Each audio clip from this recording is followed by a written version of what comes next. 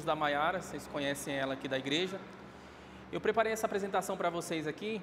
O Dudu também me passou um tema, mas ele falou que poderia ficar aberto, né, o que eu quisesse palestrar aqui para vocês. E eu coloquei um tema que eu gosto bastante, que é riqueza versus prosperidade.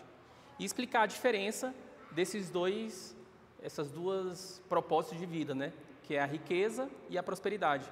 Muitas das pessoas, elas acham que é a mesma coisa, né? Eu costumo dizer que é igual água e óleo. É totalmente diferente, principalmente quando você tem instrução bíblica, né, que você consegue entender a diferença entre acúmulo de dinheiro e prosperidade. E eu quis mostrar um pouco aqui esses dois caminhos, né, que a gente pode seguir e como conquistar também, que é importante, né? Falar, beleza, a Bíblia fala de mais de 5.000 promessas, só quero uma, né? Então, eu vou tentar mostrar para vocês aqui como que vocês podem ser prósperos seguindo a palavra de Deus, tá? Então, montei essa apresentação, foi bem rápida, tá? Peço até desculpas para vocês aí, porque eu não tive um tempo hábil para conseguir. Primeiro, a riqueza, né? Eu vou ler aqui rapidinho, até para vocês se situarem. Muitas pessoas confundem riqueza com prosperidade. Acham que são a mesma coisa, mas não são. Na verdade, são como água e óleo, não se misturam. A riqueza, segundo o mundo, é o acúmulo de bens, de dinheiro e de posses. As pessoas que mais e mais conquistam juntam dinheiro a todo custo, muitas vezes sem propósito, e isso pode levar a uma vida vazia, solitária, até mesmo espiritualmente seca. A pessoa pode até ser rica, mas não ser feliz, não ter paz, não ter comunhão com Deus e, principalmente, não ter prosperidade. A Bíblia nos alerta sobre isso em Mateus 16, 26, quando Jesus pergunta: pois, que aproveitará o homem se ganhar o mundo inteiro e perder a sua alma? Ou seja, de nada adianta ter muito dinheiro se a alma está longe de Deus. Quando eu escrevi esse texto aqui, o que eu quis explicar aqui para vocês, né? E para todo mundo que depois, se quiser pegar essa apresentação e meditar. A riqueza é aquela questão que a pessoa, ela passa em cima de qualquer pessoa por causa do dinheiro. É prioridade na vida dela. Então, quando a gente coloca o dinheiro como prioridade ou conquistar a qualquer custo, isso começa a desagradar a Deus. Por quê? Eu não estou indo atrás da prosperidade de Deus, eu estou indo atrás de dinheiro. E quando a pessoa, ela deixa o dinheiro acima de Deus, ela está disposta a fazer qualquer coisa. Ela está disposta a dar um golpe em alguém, ela está disposta a passar alguém para trás, ela está disposta a ver um necessitado precisando de alguma ajuda, e ela tendo dinheiro para fazer isso, ela sequer faz essas boas ações. Então, a pessoa, ela está literalmente focada em ganhar dinheiro. É errado? Não, mas tem como ganhar dinheiro com Deus, que aí a gente chama de prosperidade. Ele é totalmente diferente da riqueza. Quando a gente tem um foco 100% em ganhar dinheiro, eu até costumo brincar com as pessoas, né? Quem corre muito atrás do dinheiro, talvez nunca vai alcançar ele. Por quê? A pessoa, ela foca tanto na facilidade, nos métodos fáceis de ganhar dinheiro, que acaba ela não conseguindo conquistar. E você fala assim: Yuri, mas então como que a gente ganha dinheiro? Através da palavra de Deus. Até estava falando com o pastor Johnny, uma vez que a gente estava vindo de Goiânia, se não me engano, foi nessa época aí. Eu nasci muito pobre, até vou contar um pouco da minha história aqui. Eu vim de uma família muito humilde mesmo, né? E para mim, ter um carro, até uma bicicleta era muito distante, porque eu gosto muito de matemática e eu sempre gosto de analisar os números. Então, quando eu olhava na época, né, hoje eu tenho 35 anos, não falei para vocês aqui, na época, quando eu trabalhei em oficina de carro, eu queria ter um carro.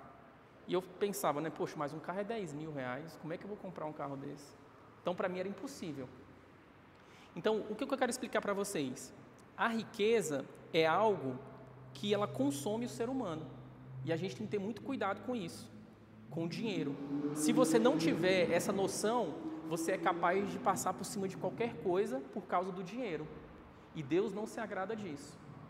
que é o que fala aqui em Mateus 16, 26, né? O que adianta você ganhar todo mundo e perder sua salvação? Eu costumo até falar isso para as pessoas, né? A gente está aqui só de passagem. Possivelmente daqui a 50, 100 anos, se Jesus não voltar, a gente nem aqui vai estar mais. E tudo isso aqui vai ficar como um legado para as próximas pessoas que vierem para cá. Mas nós mesmos não vamos estar mais aqui. E do que adiantou acumular, né, todo esse dinheiro, essa riqueza, esse trabalho incessante, né, para acumular dinheiro, e você esqueceu do principal, que é a prosperidade, que eu chamo de vida com Deus. Então, quando nós temos uma vida com Deus, nós somos prósperos.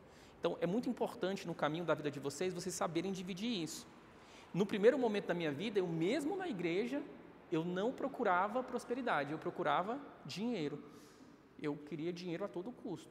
Então, se precisasse chegar às 5 da manhã e sair meia-noite do trabalho, eu ia fazer. Mesmo que aquilo ali desagradasse a Deus. Porque minha prioridade era o dinheiro. O que ia resolver minha vida naquele momento era o dinheiro. Até que um dia aconteceu uma situação, que eu vou contar aqui no slide para vocês, que eu entendi que dinheiro não é tudo, tá?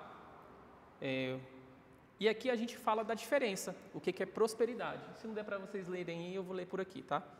Por outro lado, a prosperidade é completamente diferente. Prosperidade é viver debaixo da bênção de Deus, em todas as áreas da vida. Ter uma família abençoada, filhos no caminho do Senhor, saúde plena, paz no coração, prosperidade no trabalho e comunhão com o Espírito Santo. Prosperidade não é só sobre quanto você tem na conta, mas como você vive a vida. E viver com equilíbrio, com fé e com resiliência. E sim, dinheiro faz parte disso, mas ele é consequência de uma vida de fé, obediência, sabedoria e esforço com propósito, como diz em Mateus 6,33.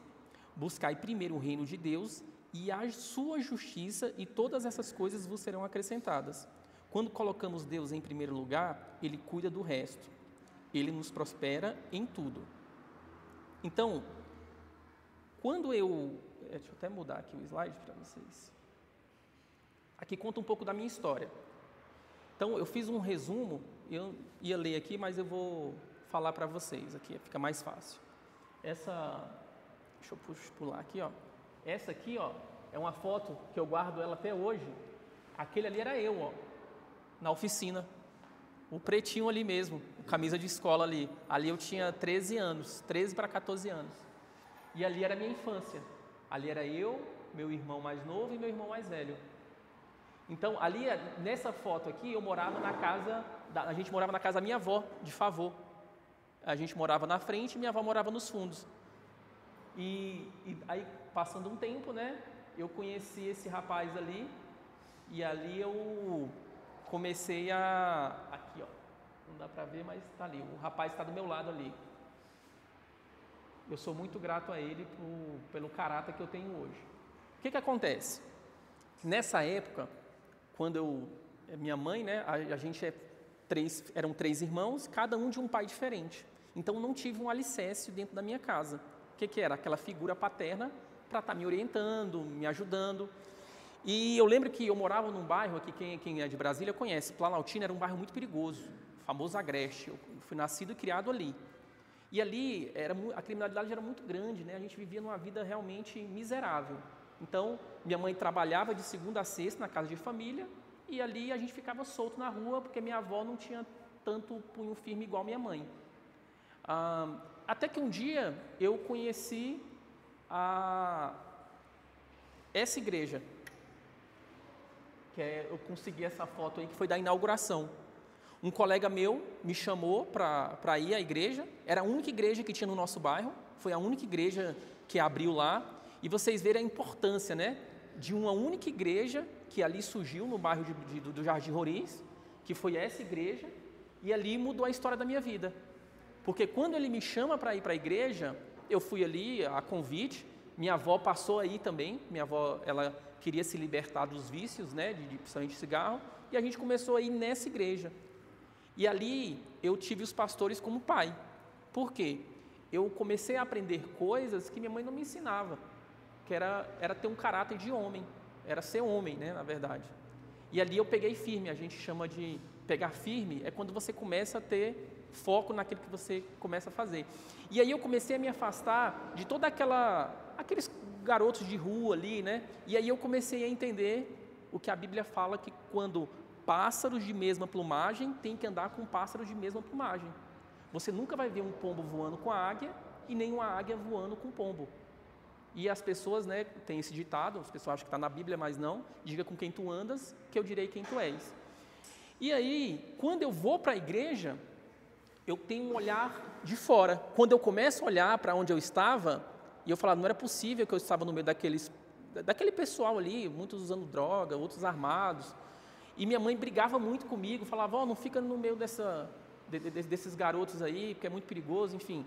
Quando eu começo a ir para a igreja, eu comecei a entender. E lá eu aprendi a usar a minha fé. Quando eu aprendi a usar a minha fé, eu comecei a moldar meu caráter. De 14 para 15 anos, eu me tornei obreiro dentro da igreja. Quando eu me torno obreiro, então eu começo a ter responsabilidades dentro da igreja, um compromisso. As pessoas até me perguntam, né? Você vê, a gente chama de ser levantado, né? O consagrado a obreiro com 15 anos de idade. Eu estou com 35 anos. Então, eu não conheço outro caminho a não ser o caminho de Deus, desde aquela época até hoje. E ali eu comecei a entender algumas coisas de como usar a minha fé. Mas nessa mesma época, eu na igreja, eu estava ali, trabalhando na oficina. Nessa época eu ganhava R$40 por semana. E ali eu era muito feliz. Eu trabalhava, estudava de manhã e à tarde eu ia para a oficina. E até então, eu não sabia a diferença entre riqueza e prosperidade. O meu objetivo era ter dinheiro para tirar minha família da miséria. Então, eu trabalhava e achava que o meu futuro estava ali na oficina, porque eu vi uma oportunidade. E dali para frente, o meu caráter foi sendo moldado dentro da igreja. Eu fui aprendendo com vários pastores, enfim, né? Eu até dou a Mayara não está aqui para ouvir isso, mas eu gosto de falar. Um resumozinho da minha vida. Quando a gente é cristão, o homem que é cristão mesmo, ele se guarda para a esposa dele. Então, como eu fui para a igreja muito novo, então eu tive 2 namoradas somente. Eu tive uma namorada e ali um dia eu cheguei no pastor, né? E falei para ele que tinha a intenção de casar com ela. E ele me fez uma pergunta aqui que mudou a minha história, né? Ele falou, Yuri, você conhece de fato essa pessoa? Eu falei, conheço. A pessoa, eu amo ela, enfim. Ele falou, eu sei, mas você conhece ela sem estar apaixonado? Aí eu falei, como assim? E ele explicou. Ele falou uma coisa que foi muito interessante. Ele falou, Yuri, obrigado.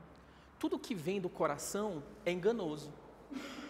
Por isso que a Bíblia cita que a gente tem que ter uma fé inteligente ou uma fé racional. Toda vez que nós tomamos uma decisão baseada no coração, a chance de a gente estar errado é gigantesca. Eu diria que até 99% de chance. Vou dar alguns exemplos para vocês. Quando a gente está possuído pela raiva, pela ira, se a gente se envolver em qualquer briga de trânsito e dali estiver armado, enfim, muito possivelmente você vai agir pela emoção e você pode causar uma tragédia ali devido àquele acidente de trânsito. E quando você chegar em casa, colocar sua cabeça no travesseiro, você vai começar a pensar racionalmente, você vai entender, meu Deus, o que eu fiz? Por quê? Você está pensando racionalmente. Inicialmente, a raiva ela vem da onde? Do coração. Então, a primeira decisão que você tomou baseada no coração foi errada. Você cometeu um crime no trânsito porque você estava com raiva. Segunda emoção que prejudica demais as pessoas. Por exemplo, eu não sei se vocês já foram naqueles eventos da Rinode, Forever. Então, quando você chega lá, os caras chegam lá de Ferrari, helicóptero, aquele negócio surreal. E aquele negócio toma conta de você. E a pessoa fala o seguinte, olha, para você sair hoje aqui com esse combo de R$5.000, com esses cremes que você tem que comprar. E a pessoa está tão envolvida emocionalmente com aquela palestra, com todo aquele ambiente, todo aquele cenário, que ela acaba comprando. No outro dia, quando ela chega em casa, ela coloca a cabeça no travesseiro, ela se endividou lá com mais de 10, 15 vezes no cartão de crédito, ela vai pensar, para quem que eu vou vender um creme de R$200, de R$300? Então, ela não pensou racionalmente, ela pensou com o coração. mais uma decisão errada. E aí, quando o pastor me falou a terceira questão, e aí onde foi que minha ficha caiu? Ele falou da paixão. Ele falou, Yuri, vamos dar um exemplo aqui. Imagine que o pastor Johnny é o meu irmão. E aí, a gente tem a vida toda aqui junto, e chega uma pessoa e fala o seguinte, olha, o Johnny aqui que você conheceu toda a vida, ele não é seu irmão, ele foi trocado na maternidade. O seu irmão, desculpa, é o Elvis. Aí eu falei bem assim, uai, como é que o Elvis é meu irmão de sangue e o Johnny é meu irmão de criação, mas eu vivi a vida com ele? E aí, os dois se internam e eles precisam de um rim. Para quem que você daria um rim? Para o seu irmão que você acabou de conhecer, mas é seu irmão de sangue. Ou o seu irmão de criação, que na verdade é o seu irmão de 20, 30 anos. Racionalmente pensando, para quem que eu daria o rim? Até emocionalmente. Ele que eu vivi. Eu não tenho amor por ele, porque eu não vivi com ele. Eu não convivi com ele. E o que as pessoas falam? Não, eu conheci aqui o fulano, a fulana, e eu estou apaixonado por ela. Mas quanto tempo que você está com ela? 1 mês, 2 meses. Então, e diz que está amando a pessoa. Mas como que eu não amo o Elvis e amo o Johnny? Por que eu amo o Johnny? Porque eu tive convivência com ele. Como que você conhece uma pessoa, não tem nem 3 meses, você já diz que ama ela? É impossível você amar, porque o amor, ele vem com a convivência. O que você está sentindo é uma paixão. E a Bíblia relata isso, ela te alerta para isso. A paixão é algo que vem do coração. O coração da gente é o quê? Enganoso. E aí o pastor falou isso comigo. Eu falei, opa, passou a ter sentido o que você está falando. Por quê? Eu estou há 1 ano com a minha namorada, pode ser o que eu sinto por ela não é amor ainda, é o quê? Paixão. E por estar tomado da paixão, a gente não consegue pensar, a gente não consegue raciocinar. Então eu pedi para Deus direção e comecei a trabalhar racionalmente. E aí quando eu comecei a trabalhar racionalmente, eu vi que aquela menina não era para mim. Ela tinha uma série de defeitos que eu não ia conseguir suportar. Eu até já falei isso em outra palestra, né? A diferença de defeito para característica. Isso ajudou muito o meu casamento. Eu entender isso aí. O que é o defeito? Por exemplo, eu sou uma pessoa que, por exemplo, passo o dia todo no videogame. É um defeito. Eu posso melhorar isso aí? Posso. Eu posso passar, minha esposa fala, você está passando muito tempo no videogame. Passa mais tempo com as suas filhas. Eu posso melhorar. É um defeito. O que é uma característica? Eu tenho uma característica de falar muito. Eu sou uma pessoa muito comunicativa. É uma característica, isso é meu. Se a minha esposa não gosta de uma pessoa que fala muito, que conversa muito, que é comunicativa, ela jamais poderia ter casado comigo. Porque é uma essência minha. Então, são coisas totalmente diferentes. E quando eu entendi racionalmente, eu olhei para a menina que eu namorei, a minha primeira namorada, e ela tinha uma característica que eu não suporto. Que eu falava, cara, eu não vou conseguir viver com essa pessoa. Ela era uma pessoa procrastinadora. Sabe aquela pessoa que você pede uma coisa para ela, tudo é no tempo dela, não é no seu? Ah, eu vou fazer. Aí ela nem te fala que não vai fazer, atrapalha todo o processo e nem te libera e nem faz. Então, essa é uma pessoa procrastinadora. E aí, quando eu pensei racionalmente, eu falei, cara, e ela sempre falava, não, vou mudar, vou melhorar. Mas ela nunca ia mudar, aquilo ali é uma essência dela. Então, ela teria que casar com com pessoas que gostam de ficar ali no tempo dela, aquela pessoa mais lenta. E aí, um dia eu cheguei para ela e falei, a gente não tem, estou separando. Ela, como assim? A gente vai casar. Eu falei, não dá. Aí eu expliquei para ela, ela falou, não, vou mudar. Eu falei, você não vai mudar, porque é o seu jeito. Você pode melhorar, esconder, mas em algum momento isso vai aparecer. E a gente vai começar a ter alguns atritos no nosso casamento. E ali, eu abri mão dela e eu falei, eu vou procurar uma pessoa racionalmente. Foi aonde eu conheci a Maiara. Quando eu conheci a Maiara, eu não olhei... É claro que a gente que é homem, a gente acaba olhando fisicamente a pessoa. Mas eu comecei a pensar racionalmente se ela era a pessoa certa para mim. E aí, quando a gente resolveu casar, eu falei isso para ela. Eu falei, eu não te amo ainda, mas você é a pessoa certa para eu casar. Ela falou, como assim você vai casar comigo sem me amar? Eu falei, olha, eu tenho certeza que você é a pessoa certa. Porque a gente está agindo racionalmente, eu estou indo pela fé. E, racionalmente, você é a pessoa certa para eu casar. E ali a gente se casou, e aí a gente está junto até hoje. Eu casei com 22 anos, acho que vou fazer 13 anos de casado. Eu não vou falar que eu nunca passei por problemas, né? Mas aquela decisão mudou uma parte da história da minha vida. Entender o que era razão e emoção. E o exemplo que o pastor me deu foi sensacional, dos dois irmãos. O irmão biológico e o irmão adotivo. E ele explicou isso para mim, ele falou: Yuri, como que você conhece uma pessoa em 3, 4 meses, você não teve convivência com ela, como é que você ama ela? É impossível. Então, isso fez sentido na minha vida, espero que faça sentido na vida de vocês. Toda vez que vocês forem tomar uma decisão, sempre tentem pensar, isso é uma decisão que eu estou tomando com o coração ou racionalmente como Deus manda? Então, quando você toma essa decisão através da palavra de Deus de forma racional, a chance de você estar acertando é gigantesca. Então, nunca ajam por impulso. Fala assim, eu preciso comprar um carro aqui. Cara, mas o que você sabe de carro? Nada. Você conhece o que de carro? Nada.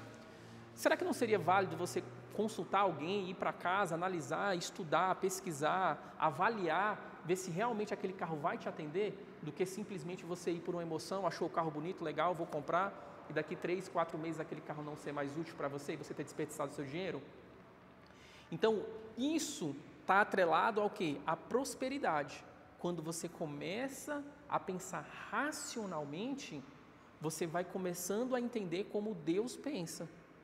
Então, a palavra de Deus nos ensina isso, que a gente tem que ter uma fé inteligente, a gente tem que agir de forma racional, porque o coração da gente é o quê? Enganoso, ele é sujo. Infelizmente, eu sempre falo isso para as pessoas, o diabo, ele é extremamente ardiloso, né? Ele é extremamente, por isso que a Bíblia, ela cita que você tem que ir para o seu quarto, orar em secreto, porque eu creio que quando a gente profere uma palavra, o diabo escuta, quando a gente ora em pensamento, ele não escuta. Então, a partir do momento que você falou, o diabo fala, opa, entendi o que ele quer. É por isso que muitas das vezes a gente, né, não pode ser muito linguarudo, né? Porque eu sinto que o pior mal que existe na vida das pessoas é a inveja, infelizmente. O diabo, ele trabalha muito com isso. Então, a partir do momento que você fala, o diabo escuta. A partir do momento que o diabo escuta, ele vai fazer de um tudo para aquilo que você está projetando dar errado. Pode. Ontem eu estava vendo um podcast, o pessoal cristão mais envolvido nessa área de empresária. Né? Entendi. E ontem ele estava entrevistando um pastor que ele é escritor de um livro chamado Café com Deus Pai. E ele falou isso aí durante a entrevista, ele falou algumas palavras parecidas com as que você falou, que nem tudo que Deus te dá, você não pode pronunciar. Né? Algumas coisas você tem que manter em secreto mesmo, até aquilo se tornar realidade. Porque no momento que você declarar, abrir a boca e pronunciar aquilo que Deus colocou no teu coração, a estratégia ou o plano, o qual você vai desenvolver, o inimigo vai ouvir e vai achar várias formas de frustrar os seus sonhos. Exatamente. Quando eu estava explicando para vocês, né? Quando eu fui para a igreja e o pastor me falou isso aí, na época a gente já tinha mudado de casa, né? E eu conheci essa menina, era da minha igreja também. Então Deus usou esse pastor, eu não me recordo nem o nome dele, mas eu me lembro fisicamente da fisionomia dele. E aí o que eu aprendi? Que nós devemos, foi a primeira lição que eu tive, por isso que eu sempre falo isso onde eu vou, que os pastores me ajudaram demais. Porque uma lição dessa aí mudou a história da minha vida. Para você ver, eu ia casar com uma pessoa e por causa dessa palavra eu desisti do meu casamento e encontrei outra pessoa que Deus talvez já tinha preparado para mim. Eu vou ler aqui rapidinho, tá? Que é importante também, que eu tinha esquecido aqui. Nasci em 1989, em uma família muito humilde. Éramos 3 filhos criados por uma mãe solteira, em uma casa simples, sem piso e sem muro. Desde cedo aprendi o valor do esforço e da fé. Aos 13 anos, uma pequena igreja foi aberta no meu bairro. Ali recebi princípios que mudaram meu caráter e fé, responsabilidade, resiliência e esperança. Comecei a trabalhar cedo. Meu primeiro emprego foi como lavador de peças em uma oficina. com um salário de apenas R$ 40 por semana. Trabalhava para ajudar minha mãe e mesmo com pouco havia gratidão. Aos 18 anos, minha vida mudou drasticamente. Aqui é onde eu aprendi a prosperidade. Quando eu tinha 18 anos, a Bíblia fala que todo mundo vai passar por um deserto. E eu passei por esse deserto com 18 anos. Eu digo que foi a chave para eu entender a prosperidade e foi uma chave que mudou totalmente a minha mente. Com 18 anos, eu descubro que o meu irmão, esse aqui do cantinho, ó, esse aqui do lado de cá, ele descobriu um câncer terminal. Eu tinha 18, ele tinha 19. E a igreja que eu frequento é a Igreja Universal do Reino de Deus. E lá eles ensinam muito a gente a usar a fé. Eu já contei essa história, acho que foi para algumas pessoas que estão aqui. E eu sempre fazia Fogueira Santa de Israel. Fogueira Santa de Israel, para vocês que não conhecem, é um sacrifício que você faz para você ficar na dependência de Deus. E eu sempre fazia, porque meu objetivo era o quê? Ficar rico, ganhar dinheiro. Nunca foi prosperidade, até porque eu não sabia o que era prosperidade. Eu sabia que é o seguinte, eu queria ter aquele carro, queria ter aquela casa, queria ter uma esposa, enfim. E ali a doença cometeu a minha família. Primeiro foi o meu irmão com câncer, depois de uns 6 meses, 7 meses, eu descobri que eu tenho um problema nos 2 rins, que meus 2 rins estavam entrando em falência. E muito difícil, a gente morava numa casa muito simples, a nossa casa não tinha piso, né? Era um piso de terra, só tinha piso de concreto no banheiro e só tinha iluminação no banheiro e na sala. Aquelas gambiarrinhas que a gente colocava aqueles bocais e só tinha aquilo ali. E aí a gente passou por muita dificuldade, foi muito difícil esse período, porque eu tinha a fé que meu irmão ia ser curado. Então, eu fiz vários propósitos na igreja, e o pastor, ele falava o seguinte, em cima do altar: olha, você que sacrificar, você vai ser abençoado, você vai receber a bênção que você está pedindo, faça um pedido para Deus. E em todos os pedidos que eu fazia, depois que eu descobri que meu irmão estava doente, é que ele fosse curado. E ali eu me lancei de tudo que eu tinha. De 19 para 20 anos, o meu irmão faleceu. Mas aconteceu um fato que realmente, no momento eu não consegui compreender, mas depois Deus foi generoso comigo e me abriu os olhos. Faltando 3 dias para o meu irmão morrer, eu cheguei no pastor da minha igreja e falei: olha, eu queria batizar meu irmão, tem como você consagrar essa água mineral aqui, que eu vou lá no hospital com a minha mãe, a gente ia de ônibus, para batizar o meu irmão. E eu perguntei para ele se ele queria batizar, ele disse que sim. E na época a gente não tinha carro, o pastor abdicou da reunião, pegou o carro, foi lá com a gente e batizamos o meu irmão. Isso foi num domingo, de segunda para terça-feira ele faleceu. E aí eu fiquei muito triste, fiquei muito arrasado. E aí eu disse para o pastor que meu lugar não era mais como obreiro, que eu achava que tudo aquilo ali era uma enganação. Então eu falava: ó, pastor, isso aí, me fala uma pessoa aqui no nosso meio que ficou rica, que teve a vida abençoada ou algo do tipo. Porque o que o senhor prega aí é que quem participar da Fogueira Santa vai ter seu pedido respondido. E ele falou: não é bem assim, calma, você está muito nervoso. Aí eu falei: não quero mais. Aí ele falou: ó, vamos fazer o seguinte, você vai ficar um tempo aí no banco, assistindo os cultos, e Deus vai tocar no seu coração e você vai entender, seu irmão foi salvo. Eu falei: mas não foi isso que eu pedi. Eu pedi que ele fosse curado. Mas a gente tem uns planos e Deus tem outros. E na época eu fui curado. Eu fiz 2 cirurgias, dos rins, e graças a Deus eu fui curado dessa doença que eu tinha, mas infelizmente meu irmão morreu. E foi um momento muito difícil para a gente, sabe? E dali, quando o tempo foi passando, eu vi um testemunho de um homem, passou ali um período de quase 1 ano, eu vi um testemunho de um homem que ele participou da Fogueira Santa e foi abençoado. Eu falei: cara, não é possível, não tem condição esse negócio funcionar. E o cara era de São Paulo.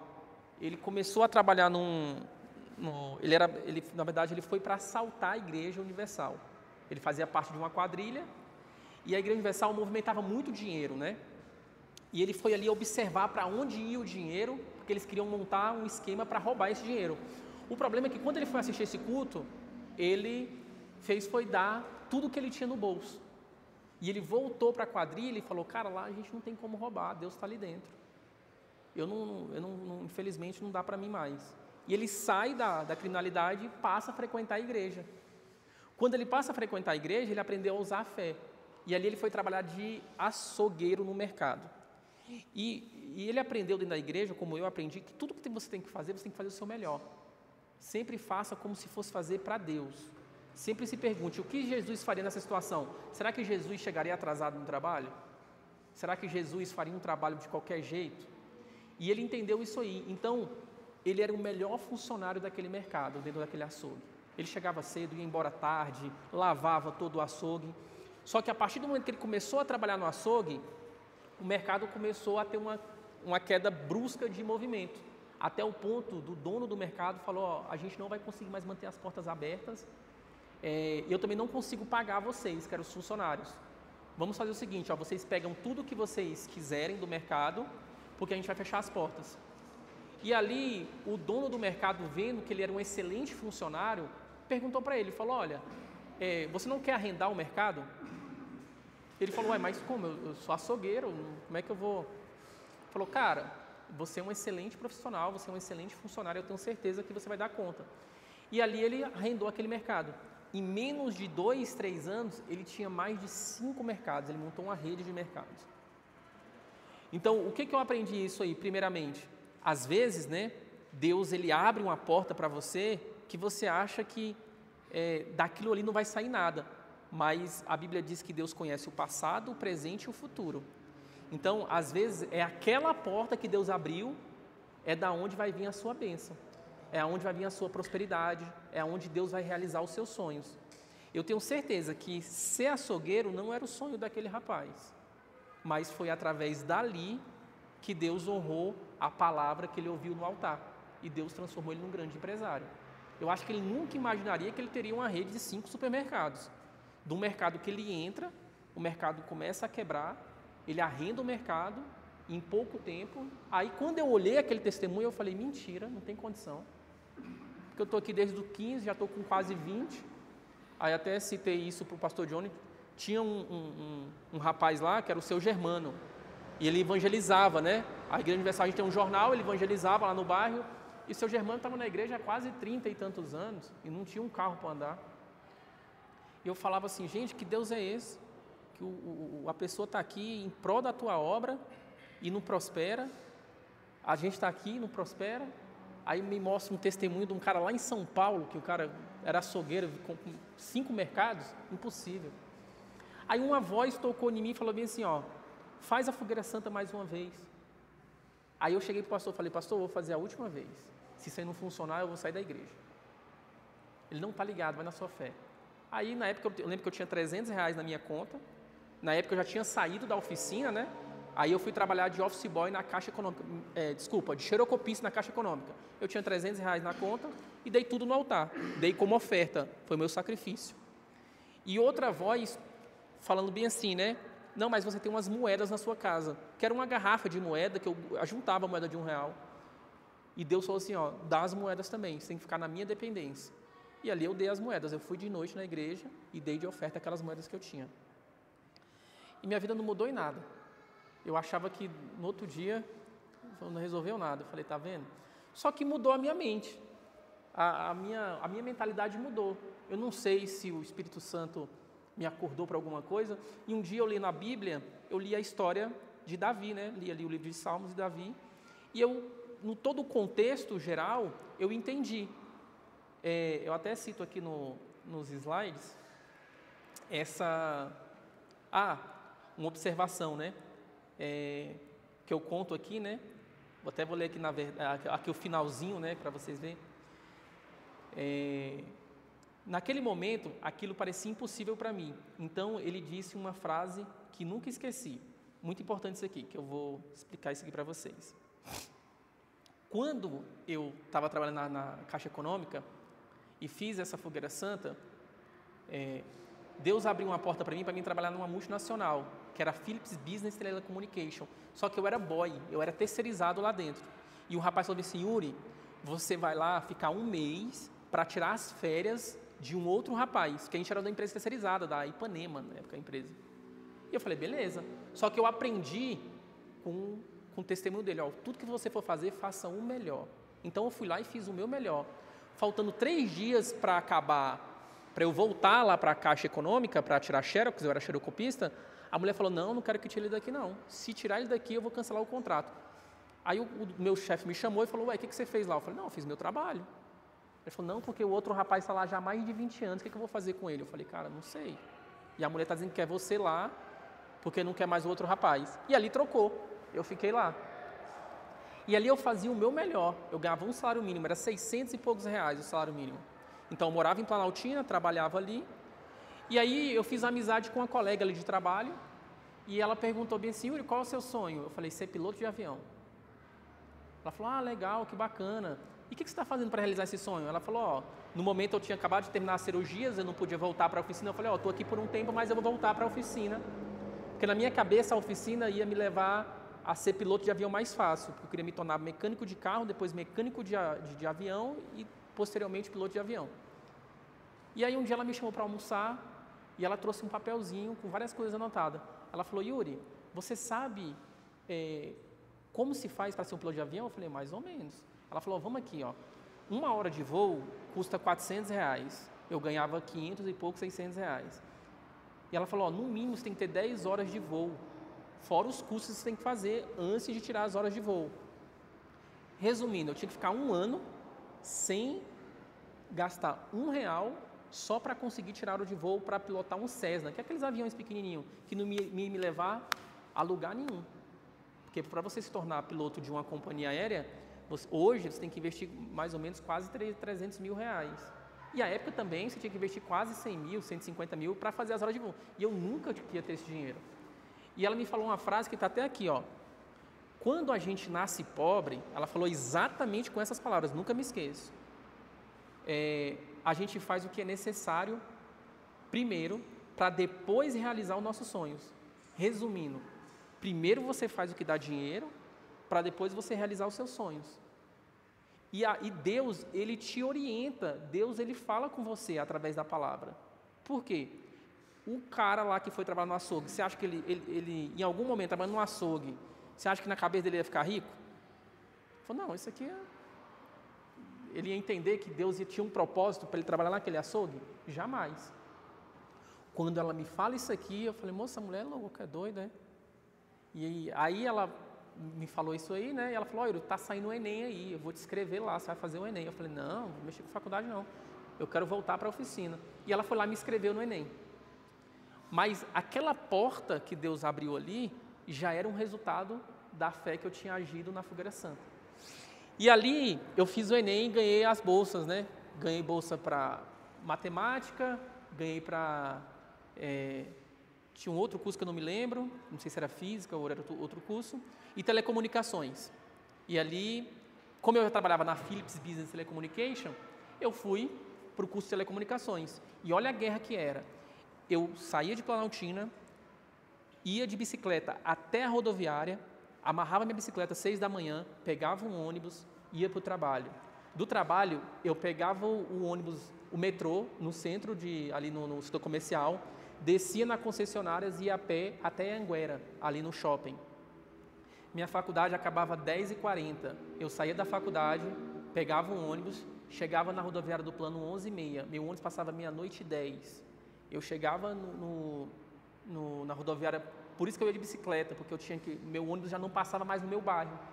Chegava na rodoviária Planaltina, destrancava minha bicicleta e ia andar mais 5 quilômetros. Chegava em casa por 1 e pouca da manhã e ainda ia estudar.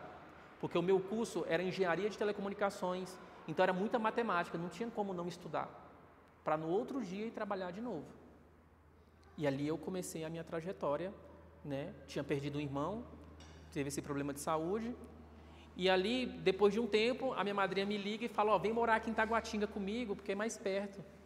E as coisas foram acontecendo. E ali, uma frase que eu ouvi, né? Que você nunca pode se preparar para depois das oportunidades, esteja preparado antes. Então, eu criei essa teoria, que primeiro você se prepara para depois você conquistar. Quem é concurseiro sabe disso. É impossível você passar na prova de um concurso se você não estudar. Então, quando você almeja um objetivo, você tem que se preparar para aquilo. Então, eu entendi é como eu cito até aqui no slide, que é impossível. O jogador de futebol, ele pode ter nascido com o talento que for. Ele pode ter sido o melhor jogador de futebol. Se ele não entender as regras do jogo, ele jamais pode ser um jogador profissional. Porque não adianta. Se ele não souber as regras, ele não consegue jogar bola profissionalmente. Então, ele não vai conseguir se tornar um grande jogador de futebol.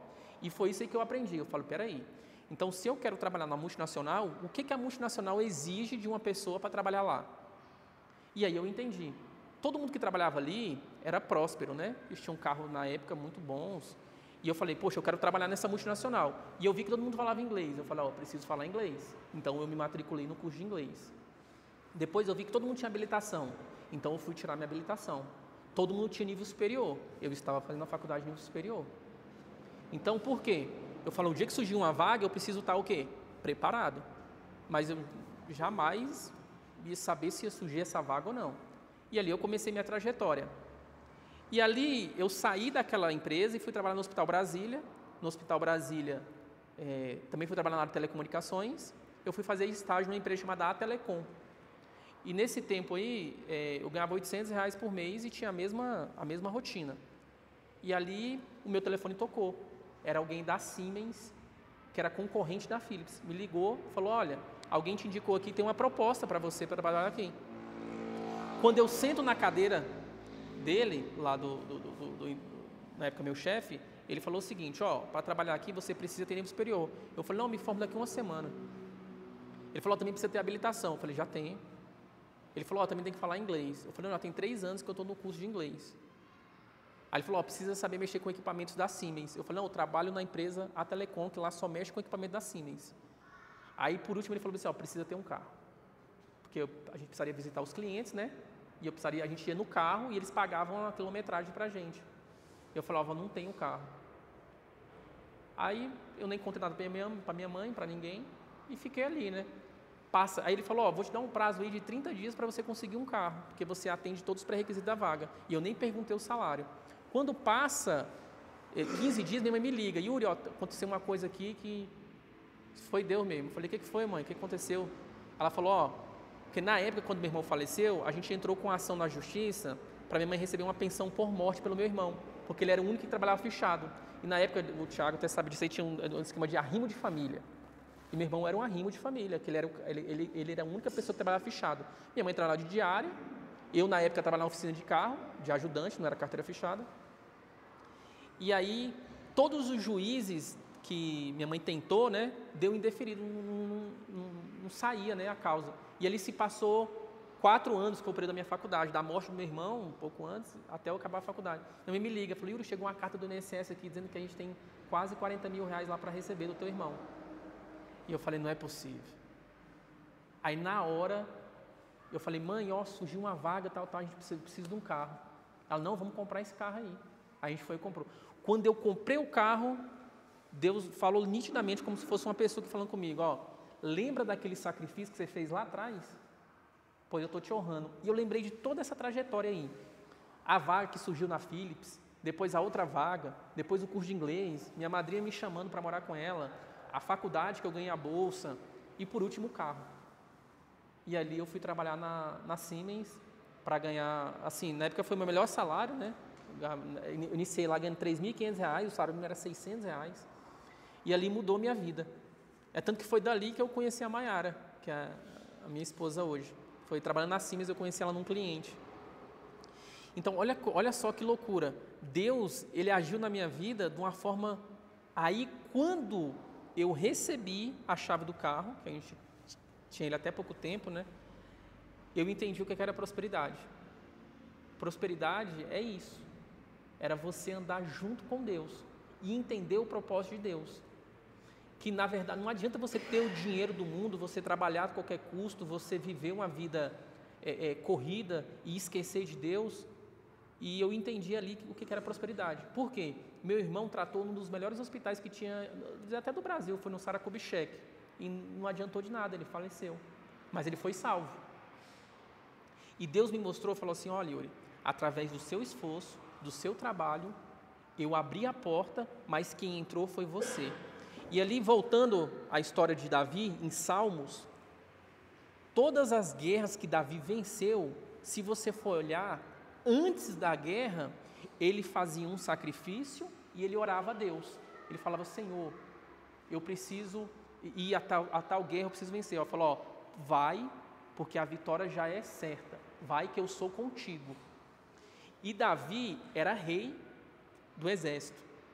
Geralmente, um rei ou um general, qualquer filme de guerra que vocês assistirem, eles ficam aonde? Eles ficam atrás do exército. Por quê? Se o exército perder a guerra, tem que proteger quem? O rei. Davi, sendo rei, ele tinha que ficar onde? Atrás do exército. Mas Davi ficava com seus escolhidos aonde? Na frente. Por quê? Ele, mesmo sabendo da vitória, ele ia para a luta. E aí eu entendi porque que muitas pessoas estão na igreja e não são prósperas.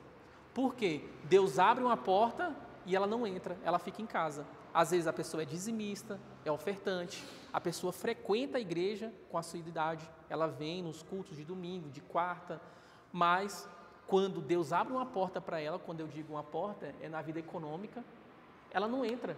E então eu entendi por que o seu Germano estava há mais de 30 anos na igreja e não conquistava. A culpa era de Deus? Não. A culpa era dele mesmo, porque Deus com certeza já deve ter aberto várias portas para ele, mas ele nunca entrou. Porém, se eu não tivesse me sacrificado, saído de Planaltina, ido para a faculdade, lá em Taguatinga, muitas vezes eu chegava em Planaltina, o pneu da minha bicicleta estava murcho lá. Aí 1h da manhã eu pegava minha bicicleta e ia empurrando 5 quilômetros até a minha casa. Se eu não tivesse feito isso, Deus teria me abençoado? Acho muito difícil. Então, através de Davi, eu entendi.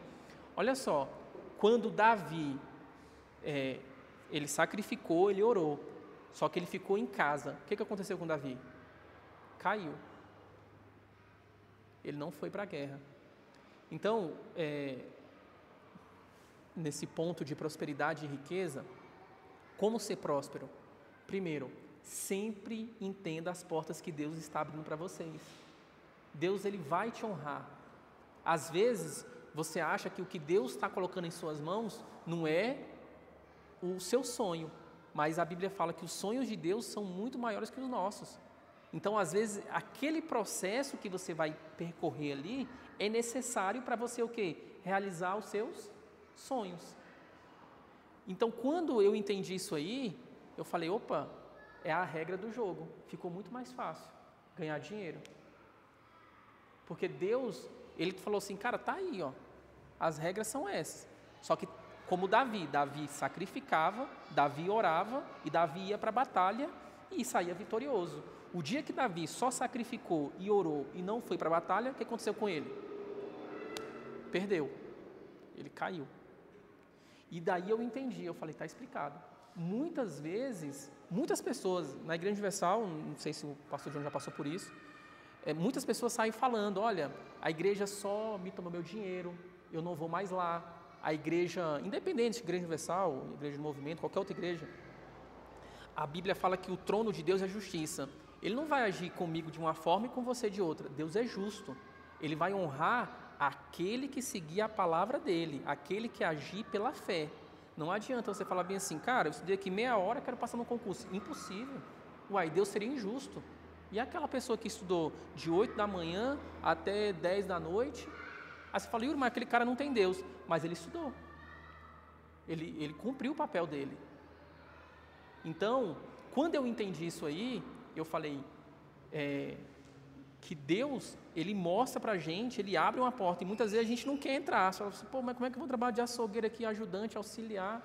Pô, Deus não quer isso aqui para mim, não. Aí você até aceita por uma necessidade, você faz o trabalho o quê? De qualquer jeito.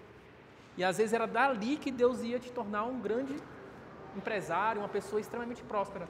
Mas você, vamos dizer assim, no popular, né? Você cagou e andou para a porta que Deus abriu para você. Às vezes você é o pior funcionário. Você está dando mau testemunho, você chega atrasado, você não honra com seus compromissos, você não tem palavra, você sequer, quando a pessoa olha para você, a pessoa não vê Jesus, a pessoa fala assim: cara, esse cara aí que é o cara da igreja, é o cristão, é o que chega 10 horas da manhã, sendo que era para estar aqui 8, é ele, e muitas vezes a pessoa é dizimista, é ofertante, Só que ela não entende que aquela porta que Deus abriu para ela é a porta onde que Deus vai mudar toda a história da vida dela. Então, quando eu entendi isso aí, eu entendi o que era prosperidade. E aí eu comecei a entender as regras do jogo. Fala, cara, então assim, quando Deus age, a gente tem que só fechar o olho e ir. Fala assim, ó, se eu estou aqui, eu vou fazer o meu melhor. E dali Deus vai te prosperar. Como Deus fez comigo, como Deus fez com esse rapaz lá em São Paulo. E ali eu entendi qual era a chave da prosperidade. E ali, por exemplo, através daquele emprego que eu consegui, eu formei a minha família. Que na época eu nunca imaginei que eu ia conhecer a minha esposa através daquela porta que Deus abriu para mim. Que a primeira porta que Deus abriu foi na Xerox, para eu ganhar um salário mínimo. Depois, pelo meu bom trabalho, Ele me colocou para trabalhar na Philips. Depois, na Philips, Ele me mostrou que eu tenho que focar no trabalho que dê dinheiro, não talvez no meu sonho. Que Ele colocou uma pessoa para me mostrar, uma pessoa que nem era da igreja. E dali Deus foi mudando toda a história da minha vida. E eu lembro que minha mãe, ela odiava a Igreja Universal. Odiava, não gostava para nada, não ia, era terrível. E Deus, Ele foi tão bacana comigo, né? Que Ele prosperou a minha vida em todos os sentidos. Olha, Ele me deu uma esposa, Ele me deu uma família, minha mãe está na igreja, meu irmão está na igreja. Então, assim, foi muito prazeroso conhecer a prosperidade de Deus. Mas eu entendi como aquele jogador que talvez ele tenha um talento, mas ele não saiba as regras do jogo, quando Deus me explicou a história de Davi, eu entendi por outro ângulo, eu entendi que às vezes, quase 100% das vezes, Deus vai te abrir uma porta, só que quem entra é você. É impossível, se Deus é justo, Ele tem que honrar você através da justiça dEle, então Ele tem que ser correto. Se você estudou, você vai passar, se você não estudou, você não vai passar. Se você não pagou o preço, você não vai, impossível. Então assim, Deus, Ele abre a porta, mas quem entra é você. Não adianta você sacrificar, lutar, orar, jejuar, fazer propósito de oração e ficar em casa. Meu amigo, esquece. Como Davi caiu, infelizmente, a pessoa que fica em casa também cai.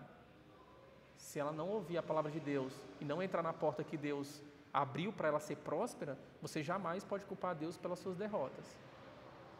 Na verdade, o principal culpado é você. Só que muitas pessoas não sabem disso, como eu não sabia.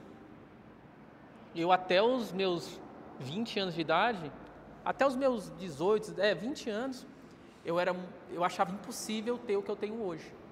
E graças a Deus, primeiramente a Ele, depois ao meu trabalho, eu consegui conquistar até muito mais do que eu imaginava. E aqui, qual é a missão, né? Qual é ali é o Fernando está ouvindo aqui. Qual é o intuito dessa explicação? É vocês entenderem a diferença da riqueza e da prosperidade e tomar como exemplo a história de Davi. Entenda que a Bíblia é um manual. Ali estão as regras para você ser uma pessoa abençoada, para você ter uma família abençoada, para você ter prosperidade e principalmente para você chegar ao final, como Paulo disse, né? Encerrei a carreira, combati o combate e guardei a fé, para no último dia da sua vida você conhecer o Senhor Jesus lá no céu. Mas tudo isso, existe um manual para ser seguido, que é a Bíblia. A Bíblia está sendo muito clara com a gente e às vezes o que a Bíblia não consegue explicar, Deus, Ele vai colocar alguém na sua vida, seja ela uma pessoa cristã ou não, mas Deus vai te dar a direção e Deus vai abrir a porta. Eu tenho certeza que ou Deus já abriu essa porta aqui para vocês, ou Deus ainda vai abrir essa porta para um de vocês aqui. Que às vezes a gente parece impossível. Eu achava impossível ter um carro de 10 mil reais. Hoje eu tenho um carro que vale 200 mil reais. Então assim, coisa que eu achava impossível, hoje Deus se tornou possível na minha vida. Mas eu sacrifiquei, eu lutei, eu trabalhei. Eu segui o exemplo bom de Davi, eu não segui o exemplo ruim dele, né, de ficar em casa. Eu entendi que Deus ele precisava que eu entrasse na porta e dali Ele ia me abençoar. Então, esse é um pouco da minha história. Eu gosto sempre de explicar ela, porque é importante a gente ter alguém próximo da gente que conseguiu. Porque às vezes a gente acha assim, cara, mas quando eu via os testemunhos na igreja, eu nunca conhecia alguém próximo. Por quê? Infelizmente, né, a gente é meio do que a gente faz parte do meio que a gente vive. E ali eu não conhecia ninguém. Eu falo, meu Deus, mas eu não conheço uma pessoa aqui que foi próspera, que foi abençoada, que, poxa, a vida dela está diferente. Como que o Senhor vai me tirar dessa situação, vai me sair daqui, botar ali, sendo que eu não conheço ninguém? E era só de ver, um lá em São Paulo, o outro no Rio, o outro fulano aonde? Eu falei, mas e aqui, cadê? Então, eu achava impossível eu ter o que eu tenho hoje. Para mim era impossível. E Deus me tirou, literalmente, da extrema pobreza para conseguir conquistar hoje o que eu tenho. E assim, qual é o legal? O que eu vou explicar aqui para vocês entenderem? Vou mudar aqui o tema da reunião para explicar um pouco para vocês que é possível ganhar dinheiro. É possível ser próspero e andar com Deus. E uma coisa que mudou minha vida lá atrás, quando eu tinha 20 anos, foi um livro chamado Pai Pobre e Pai Rico. Quando eu li esse livro, eu entendi um pouco as regras para ganhar dinheiro, como ganhar dinheiro. E aí eu consegui entender algumas coisas que também mudou a minha vida. Com 20 anos de idade, eu entendi o poder dos juros compostos. E Deus, Ele foi tão bom comigo, né? Que na época eu era correntista do Bradesco. E como é que eu fazia, né? O livro do Pai Pobre e Pai Rico, ele é muito legal, se vocês não leram, leem, é muito bacana. Mudou a história da minha vida também. E ali mostrava 2 pais. Um pai que era empresário, que na verdade o Pai Pobre e Pai Rico, o garoto, né, ele tinha 2 pais, um que era rico e um que era pobre. Mas na verdade os 2 pais dele eram bem-sucedidos. Só que um pai que era rico, que era um empresário da cidade, não era pai dele, era pai de um colega. Mas ele tomou como pai rico para ele. E o pai, que era pai biológico dele, ele chamou de pai pobre. O pai pobre dele era um funcionário público e vivia reclamando que o dinheiro nunca dava. E o pai rico era um empresário. E ele foi entendendo algumas coisas com o pai pobre e com o pai rico. E uma lição que eu aprendi ali, que é a diferença do trabalho e do negócio, que é muito importante isso aí. O que é o trabalho? O trabalho é onde você precisa estar para gerar dinheiro. Tudo que você precisa estar para gerar dinheiro é o seu trabalho. Uma vez, o dono do McDonald's, né, ele foi dar uma palestra em Harvard. E aí perguntaram para ele, na verdade ele perguntou para todos ali, né, todos os alunos de Harvard, vocês sabem qual é o negócio do McDonald's? E todo mundo respondeu, fazer hambúrguer. E ele falou, não, nunca foi fazer hambúrguer. O negócio do McDonald's é aluguel. É tanto que hoje a maior imobiliária do mundo, uma das maiores, é o McDonald's. Porque ele entendeu lá atrás. Só para vocês entenderem. Cada hambúrguer, ele ganhava $0,01 por hambúrguer, de lucro. E desse lucro ele tinha que pagar funcionários, marketing, todo o ecossistema do McDonald's era pago com $0,01 de lucro do McDonald's. Para ele ganhar 10 centavos, ele tinha que vender 10 hambúrgueres. Então, eu acho, né, que ele deve ter pensado, ferrou. Por quê? Uma empresa saudável, geralmente você pega o dinheiro que essa empresa gera e reinveste no negócio, porque você quer que o seu negócio cresça. E o negócio crescendo, você vai ganhar mais dinheiro. Só que se você for analisar, as grandes empresas, elas são centenárias. Coca-Cola, enfim, Colgate e várias outras empresas, como o McDonald's, são centenárias. E muitas das vezes o dono não viu a prosperidade, não viu a riqueza. Por quê? Todo o dinheiro que ele ganhava, ele investia no próprio negócio. Até um dia o cara falou, opa, peraí, se for isso aqui, eu vou morrer e não vou ver a glória do McDonald's. Ele pode até ver uma grande empresa, mas ele não vai ter liquidez no bolso dele. E aí o que ele entendeu? Ele começou a comprar os terrenos, alugava para as franqueadas e o dinheiro do aluguel era o quê? Livre para ele. Ele falou, opa, então o negócio é esse. E ele explicou, o trabalho dele era fazer hambúrguer. Com o dinheiro que ele ganhava nos hambúrgueres, ele comprava terreno e alugava. E dali começou a vir a grande receita, que tornou ele multimilionário, bilionário, enfim. E eu aprendi isso aí, eu falei, opa, então faz sentido. Lá no livro do Robert Kiyosaki, ele cita muito a questão dos investimentos imobiliários. E eu falei na época, poxa, mas uma casa é 200 mil reais, 100 mil reais, eu não tinha esse dinheiro para comprar um imóvel. E aí eu vi numa revista falando sobre fundos imobiliários. E aí eu peguei, comprei uma cota de um fundo imobiliário pelo Bradesco. Na época você ia lá no caixa, assinava um papelzinho e comprava. E eu comecei a comprar fundos imobiliários. Porque eu falava, olha, eu não posso comprar um terreno, mas eu posso comprar um pedacinho de um terreno. E ali eu comecei a juntar bastante dinheiro. E aí o meu negócio passou a ser o quê? Fundos imobiliários. Vocês entenderam a diferença do trabalho para o negócio? Por exemplo, tem alguém que é funcionário público aqui? Não, olha, funcionário público. Funcionário público? O senhor também é funcionário público? Por exemplo, ele tem o trabalho dele. Vou dar um exemplo, tá? Ele ganha lá o salário dele. Um exemplo, vamos supor que ele ganha 5 mil reais por mês. Se ele vir aqui no altar, falar com Deus, dar todo o salário que ele tem aqui, Deus abre uma porta na minha vida. No outro mês ele vai ganhar quanto? E no outro? E no outro mês? Mudou o que a vida dele? Nada. Aí você fala, mas Deus não falou que se eu desse a oferta, Deus abriria as janelas dos céus sem medidas? Só que aí entra o conceito, trabalho e negócio. O que impede ele pegar uma parte da renda dele e aplicar em um negócio? Só o conhecimento. Então, se ele pega hoje 10% do que ele ganha e aplica, por exemplo, em fundo imobiliário, quando ele chegar lá com seus 50 anos, ele não vai precisar ficar fazendo greve, questionando que o governo paga ele 5 mil reais. Ele vai ganhar 3, 4, 5, 6, 7 vezes mais que o salário dele através do negócio dele. Certeza. E lá no Pai Pobre e Pai Rico, relata isso aí. Chega um momento que o Robert Kiyosaki, ele fala isso, que é a história da vida dele. Ele fala que ele era funcionário de uma empresa de Xerox, eu não sei se era Xerox ou era outra empresa, que ele vendia Xerox. Só que em certo momento ele comprou uma Porsche, ou comprou um carro muito bom. E todo mundo falou, impossível ele comprar esse carro. Com esse salário aqui, ele não... Da onde que ele está tirando esse dinheiro? E era do negócio dele. O trabalho dele era vender impressoras e Xerox e insumo para as máquinas. Mas o negócio dele nunca foi aquele ali. E quando eu entendi isso aí, abriu minha mente. Deus falou comigo, olha, o trabalho é da onde você vai tirar o dinheiro, mas você precisa ter um negócio. E ali eu comecei a aplicar em fundos imobiliários desde aquela época, desde muito tempo atrás. E ali o tempo foi passando, eu montei uma empresa, né, em 2000 tem 10 anos, acho que foi 2015, 2014. E ali eu entendi, né, ali então, a minha empresa também não era o meu negócio, porque eu preciso estar lá.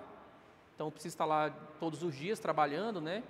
Mas o meu negócio, que era os fundos imobiliários, eu continuei firmemente aplicando em fundos imobiliários desde aquela época. E isso mudou a minha vida. Por quê? Eu conheci a prosperidade ou ganhar muito dinheiro através dos fundos imobiliários. Nunca foi a minha empresa que me deu o dinheiro que eu tenho. Eu explico isso para as pessoas, né? Porque um negócio, uma empresa, um trabalho é igual ao McDonald's. É 1 centavo de lucro. E se você quer ver o seu negócio crescer, geralmente você tira um prolabore, pega o resto do dinheiro e reinveste no negócio. Quem é empresário sabe disso. Se você for lá e sangrar o caixa, tirar tudo para você, a sua empresa está tendenciando ao fracasso. Ela vai quebrar. Em algum momento você não vai estar preparado para isso. Então, eu entendi isso aí. E o que eu entendi? Para quem não tem grandes quantidades de dinheiro, grande volume, você investir é o melhor caminho que tem. É o caminho mais simples, mais fácil e mais acessível. E isso vai te dar dinheiro independente se você é rico, é pobre, se você veio de uma família muito, você fala assim, Yuri, eu não tenho dinheiro, não tenho condições de comprar uma cota de um fundo imobiliário. E eu vou explicar aqui até no slide, vocês vão entender que nunca foi a quantidade de dinheiro que você investe, é o tempo. O que determina você ganhar dinheiro com juros compostos é o tempo. O tempo, ele supera qualquer coisa nos juros compostos. Vou explicar isso para vocês aqui. O poder dos juros compostos. Você já ouviu falar de juros compostos? É quando o seu dinheiro começa a trabalhar para você e juros rendem sobre juros. É como uma bola de neve. Ele vai crescendo, crescendo e de repente vira um avalanche. Eu fiz uma simulação só para vocês entenderem. Ó. Não sei se no gráfico dá para ver, mas eu vou mostrar aqui. Ó. João, ele começou a investir R$100 por mês quando ele tinha 18 anos. Então, João, com 18 anos, falou, ó, vou começar a comprar uma cota aqui de um fundo imobiliário, R$100 por mês. Foi comprando. Quando o João chegou aos 60 anos, ele falou, cara, vou aposentar. Estou cansado, não consigo mais trabalhar. E João acumulou um valor de R$3.015.388,37. Então, ele acumulou aqui quase, na verdade, R$3 milhões, aplicando R$100 por mês. Hoje, por exemplo, os R$3 milhões, aos juros aí a quase 15%, vai te render aí tranquilamente aí quase R$40 mil, 30 e pouco mil. Claro que tem os descontos de imposto de renda, vamos botar, arredondar para 30 mil reais. Então, qual é o seu nome? Gabriel. Vamos supor que o Gabriel tenha 18 anos, passou no concurso, começou a colocar R$100 lá. Quando ele aposentar, ele vai aposentar lá com o salário dele, no máximo ali um pouco a mais, se ele tiver algum cargo lá. Mas se ele tiver colocado esses R$100 lá no fundo imobiliário, quando ele tiver com 60 anos, ele tem uma renda adicional de R$30 mil. Isso estou falando nos juros de hoje, eu não sei nem os juros como é que vai estar daqui a 42 anos. Então, você concorda comigo que enquanto os outros colegas de trabalho dele estão lá reivindicando por algumas situações do governo, ele vai estar ganhando muito mais que os colegas de trabalho dele, e ele precisou fazer alguma coisa diferente, precisou se matar, trabalhar de uma forma gigantesca? Não. Ele só entendeu como que funciona a vida, que eu chamo de manual, como a Bíblia. Se você entender o manual da vida, você vai ser uma pessoa próspera. É o que eu chamo de fé inteligente. Então, a gente precisa entender. Não adianta você querer ir pela força do braço. Eu chamo isso aí de ignorância. Então, por exemplo, o cara fala, leilão dá dinheiro. Mas eu não sei mexer com leilão. Aprende, estuda. Lembra que precisa de tempo. Vai dar dinheiro. Lembra que você tem Deus. Deus vai abrir uma porta para você, você vai entrar e você vai ser próspero. Tem que estudar, se capacita, corre atrás. O objetivo é você entender que Deus, ele trabalha de formas diferentes na vida de cada um. Abraão veio ter filho lá, já perto da morte, já lá com seus 100 e tantos anos. Então, Deus, ele vai te honrar em algum momento, sempre é tempo para começar. E, graças a Deus, eu entendi isso aí lá atrás. E ali, ó, vou te dar outro exemplo aqui, já vou deixar só um segundo. Só para não perder o raciocínio aqui, ó. Tiago, com 40 anos, falou o seguinte, poxa, vi lá o João está milionário, mas João ganha R$5 mil por mês, como é que João conseguiu juntar R$3 milhões? E Tiago, com 40 anos, ele falou, cara, vou juntar, vou no mesmo caminho aqui do João. Só que Tiago é mais provido de renda, ele começa a colocar R$1.000 por mês. Só que o João começou a investir com 18 anos, R$100 por mês. Tiago começou com R$1.000, só que aos 40 anos. Quando o Tiago chegar aos 60 anos, Tiago vai ter R$1.300.000. João investiu muito menos e tem o dobro que o Tiago. Então, você concorda comigo que nunca foi o dinheiro? É o quê? É o tempo. O tempo, ele determina se você ganha ou não dinheiro com juros compostos. Entendeu? Infelizmente, a Bíblia até cita isso aí, né? Conhecer a verdade e a verdade vos libertará. Então, qualquer coisa que vocês forem fazer na vida, vocês precisam entender. Primeiro, se preparem para as oportunidades. Nunca fala assim, minha avó falava assim, ó, o ônibus só passa o quê? O cavalo selado só passa uma vez. Não adianta, passou aqui a oportunidade, você fala, rapaz, se eu tivesse aqui meu inglês agora, estava trabalhando na embaixada. Aí não quis estudar o inglês. Rapaz, se eu tivesse aqui o nível superior agora, eu estava trabalhando com... Mas a culpa é de Deus? Não, a porta foi a você que não estava preparado. Então, isso aqui mostra que nunca foi a pessoa ser pobre, classe média, rica, não. O que determina é o conhecimento. Conhecer a verdade e a verdade vos libertará. Quando eu li o livro do Robert Kiyosaki, eu falo, está aqui, é isso aqui. Se ele está me dizendo aqui, se eu começar a investir X, ele vai me pagar X, eu vou pegar esse dinheiro aqui e vou reinvestir, quando eu tiver com tantos anos, eu não preciso mais trabalhar. Simples assim. Mas como é que a população não sabe disso? A população, ela está começando a ter esse conhecimento agora. Com a internet, está mostrando isso para as pessoas. Então, você tem vários cursos hoje, vários influencers digitais que ensinam. Uma observação até muito importante sobre esses influencers digital, que é importante vocês entenderem isso aí. Por exemplo, quando você vê um Thiago Nigro ali na internet, ou qualquer outro influencer da vida financeira, entenda, ele não ficou rico aplicando em fundos imobiliários ou em ações. Aquilo ali, ele ficou rico vendendo cursos. Então, isso que é importante entender. Ele só potencializou o dinheiro que ele ganhou em ações e em fundos imobiliários. Por exemplo, o trabalho dele era vender mentoria e cursos. É dali que gera a receita, que ele pegou aquele dinheiro e aplicou aonde? No negócio dele. Entenderam aí esse raciocínio? Então, quando você olha o Thiago Nigro ali, você fala, cara, eu vou ficar milionário com fundo imobiliário. Fica. Depois de 42 anos. Se você só tem R$100 por mês para aplicar. Você fala, mas como é que ele tem lá 50, 100, 200 milhões? De onde que saiu aquele dinheiro? Dos cursos que ele vendeu. Então, você precisa ter um trabalho. Desse trabalho, você vai gerar o seu dinheiro e desse dinheiro você vai aplicar no seu negócio. E esse negócio vai te trazer resultado a médio e longo prazo. Então, é importante vocês saberem disso, que isso aí mudou a minha vida e pode mudar a vida de vocês aqui, tá bom? Pode. A questão que você falou aí, dos dois rapazes, um mais novo, um mais velho, não só na questão da idade, que tem um tempo, né? Aham.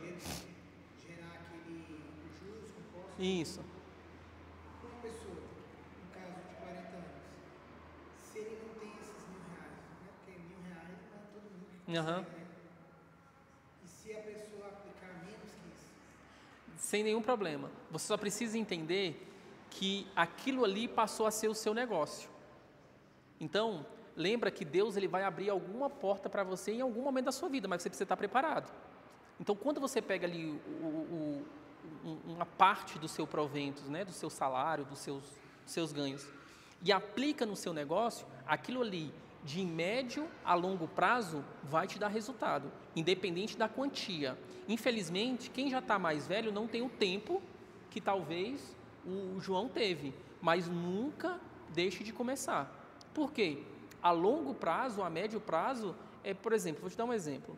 Se eu começar a estudar inglês hoje, daqui 3 anos, possivelmente vou estar falando inglês fluentemente. E você não começar a estudar, você não vai estar falando. E o tempo passou para mim e passou para quem? Para você. O tempo ele passa para todo mundo. Tem uns que fazem e tem uns que não fazem. Mas o tempo continua passando. Isso é o meio mais importante, tá? Se você me perguntasse, Yuri, hoje, se você fosse lá na oficina, se você estivesse lá, você entendendo o que você sabe hoje, você continuaria a mesma coisa. Porque eu sei que lá na frente, e de alguma forma, Deus vai me honrar e eu vou ser próspero. Mas o investimento de fundos imobiliários, ele é uma aplicação um pouco arriscada. Não, então, isso aí a gente teria que vir com um pouco mais de tempo. Porque o fundo imobiliário, ações, isso aí teria que dar não sei se um dia o pastor John me permitir, teria que vir para falar só disso. Então, a gente teria que ter aqui uma aula para falar só de fundos imobiliários e ações e como investir. Está até começando com o pastor John ali na porta ali, falando um pouco sobre consórcio, né? Como que funciona o consórcio, como que um consórcio pode te trazer dinheiro. Deixa eu passar aqui. Aí aqui, ó, eu falo um pouco, ó, nesse slide. Tempo, valor. Olha só esse exemplo real, usando juros compostos com 15% ao ano. Pedro começou a investir R$100 por mês aos 18 anos e continuou até os 60 anos. No total, ele investiu R$50.400. Olha só, ele só investiu do bolso dele quanto? 50 mil. Mas com juros compostos, trabalhando mês após mês, ele terminou com 3 milhões e alguma coisa aqui. Então, o que ele aportou do bolso dele foi quanto? R$50 mil somente. Quando ele chegou com 60 anos, ele precisa do INSS para viver? Não. Isso que eu estou dizendo aos juros de hoje. Ninguém sabe o que vai acontecer com o Brasil, né? A gente não tem noção daqui a 42 anos o que pode estar o Brasil. Tiago, que é o segundo exemplo, começou tarde. Ele investiu R$1.000 por mês a partir dos 40 anos de idade. também até os 60, porque ele também queria se aposentar nos 60. No total, ele investiu 240 mil, quase 5 vezes mais que Pedro. Ele até fala aqui, até errei aqui no nome dele aqui. Mas ao final, com o mesmo rendimento, ele acumulou 1.300.000. Ganhou cerca de 1 milhão em juros, mas teve menos tempo para crescer. Vocês entenderam aqui a diferença? Que nunca foi a quantidade, mas sim o tempo. Então, é de extrema importância, se vocês querem ter às vezes a pessoa não tem aquele feeling para empreendedorismo, e não tem problema, nem todo mundo precisa empreender, mas todo mundo precisa ter o trabalho e o quê? E o negócio. Se você não tiver o seu trabalho, o seu negócio, infelizmente fica muito difícil você trabalhando para alguém, você se tornar uma pessoa, eu não vou dizer próspera, porque prosperidade não é só dinheiro, mas você ter uma boa condição financeira. Você vai ser uma pessoa próspera, porque lembra que eu ensinei no início que nem tudo é dinheiro, mas vai alavancar significativamente a sua receita se você entender esse conceito do trabalho e do negócio. Então, se você entender isso, nunca é tarde para começar, tá bom? Deixa eu mudar aqui.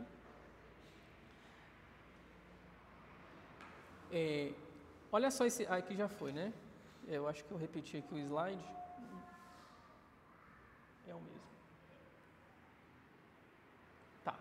Aqui, ó, que legal também, eu vou mostrar para vocês aqui depois isso aqui. É uma calculadora de juros compostos que vocês, inclusive, podem simular quanto que vocês querem investir e qual é o objetivo de vocês. Até uma pessoa me perguntou bem assim, Yuri, mas não é mais legal comprar um imóvel? E eu falei, olha, um imóvel, quando você compra ele e aluga ele, ele é um rendimento? Ele é um negócio? Depende. Vou dar um exemplo. Vamos supor que eu tenho aqui 2 prédios. Eu tenho um prédio que fica no Gama e eu tenho um prédio que fica na Samambaia.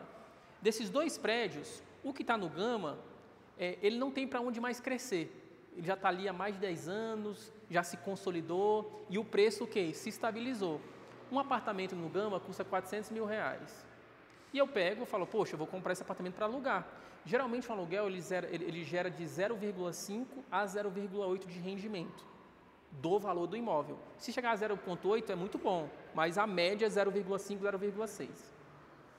Olha só, então a gente está dizendo que um imóvel de 400 mil reais vai gerar 2 mil reais de aluguel.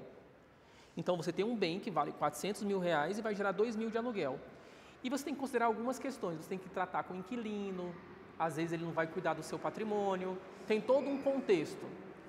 Agora, então você foi lá e comprou o do Gama de 400 mil reais, que gera 2 mil reais de aluguel, que é 0,5%.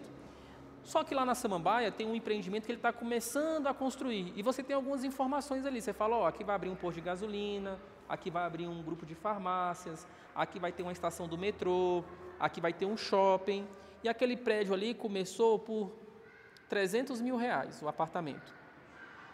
Aí você fala, 300 mil reais geralmente vai gerar um aluguel de 1.500 reais. Ou se não, vamos mudar aqui o exemplo.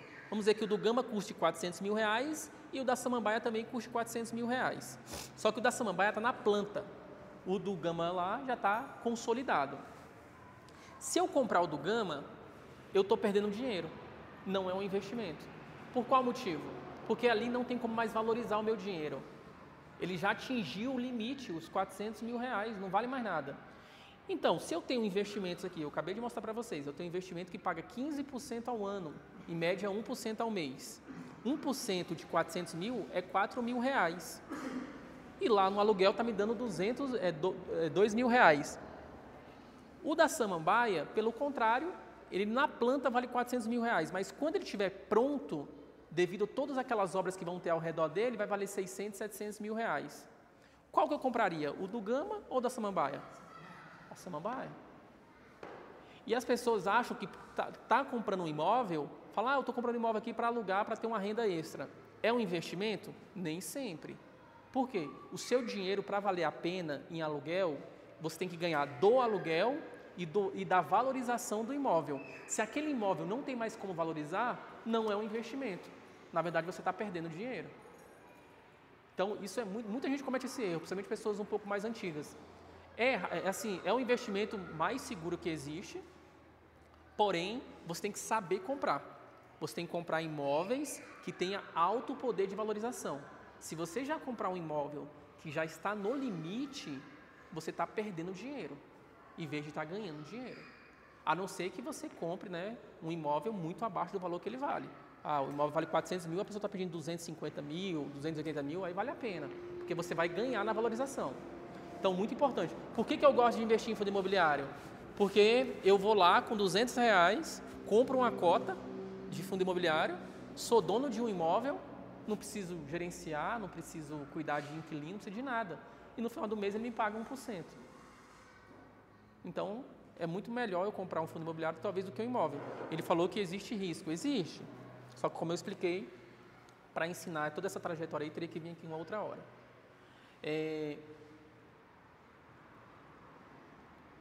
Aqui já é o final.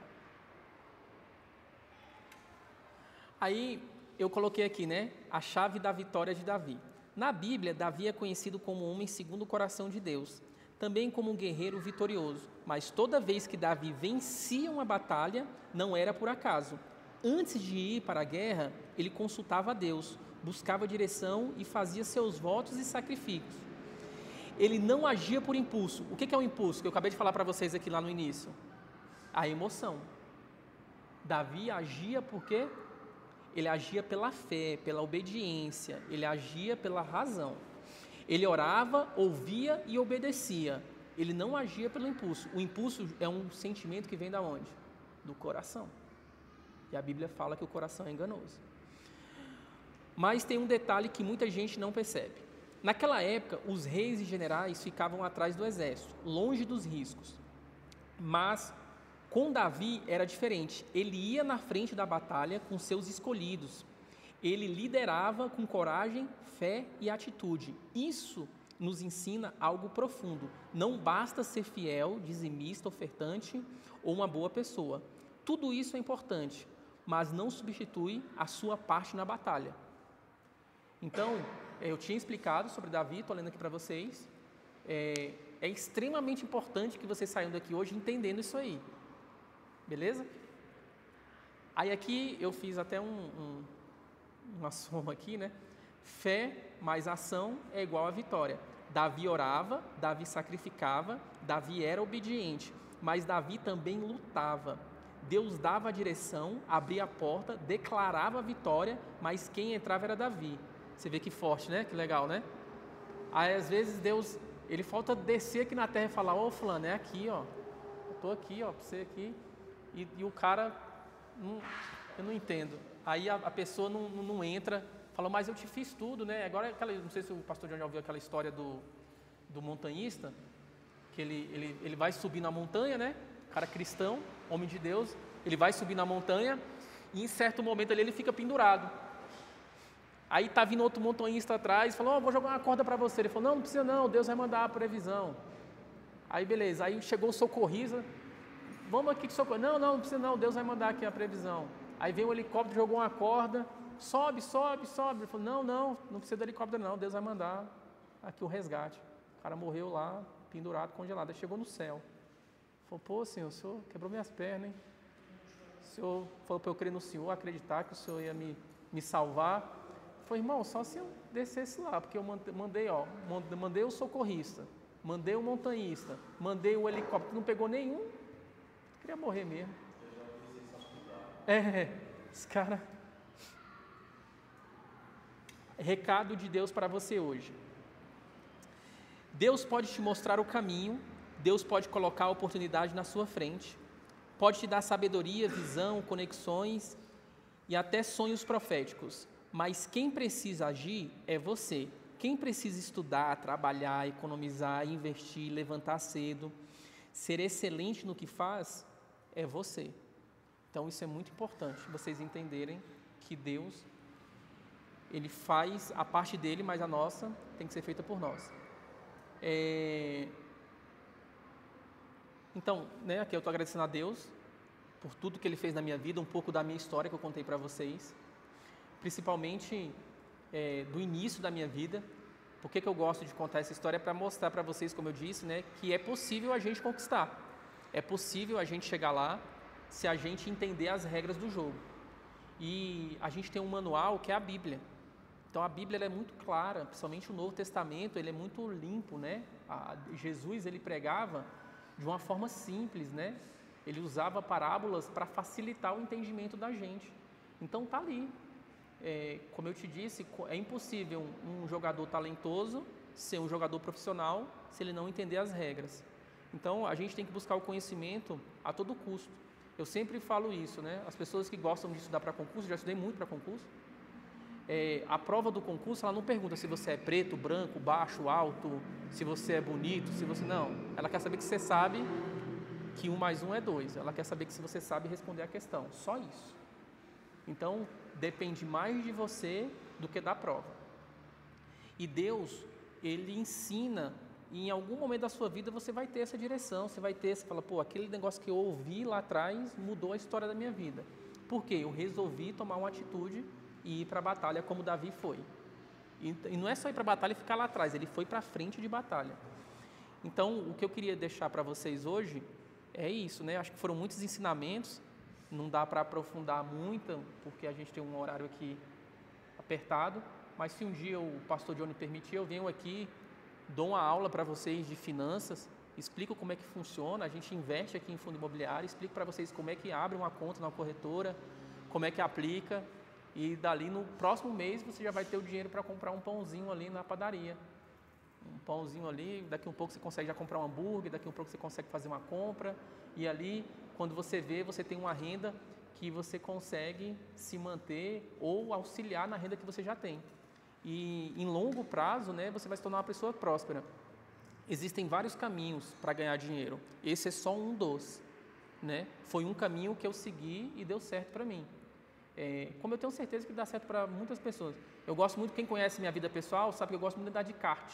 Eu ando de kart, o Thiago já andou com a gente lá. O Thiago é meio kamikaze aí, né? Dica vigarista.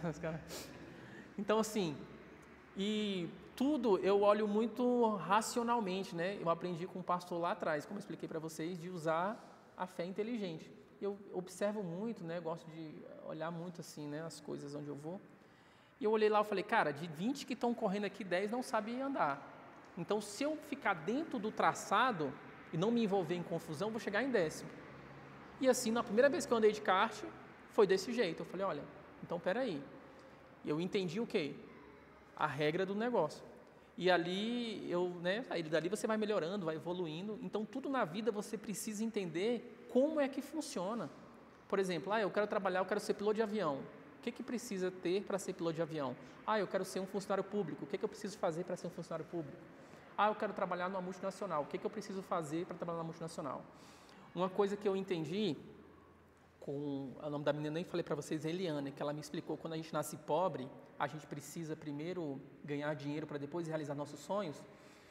Uma coisa muito importante, principalmente para os jovens, quando você quiser fazer uma faculdade, investir 4 anos da sua vida em algo, entenda se aquilo que você vai fazer vai te trazer retorno.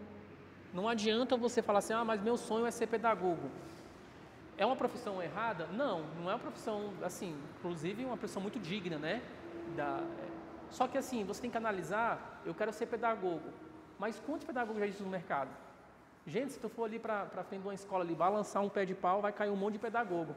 Se você chamar num estádio, chamar 100 pessoas, fala assim, 50 aqui formou em pedagogia. Então assim, mas eu não me dou muito bem com cálculo, não me dou muito bem com tal assunto. Gente, eu tenho até um WhatsApp, vou mostrar aqui para vocês aqui. Deixa eu mostrar aqui rapidinho aqui, Johnny, para não vencer o tempo aqui.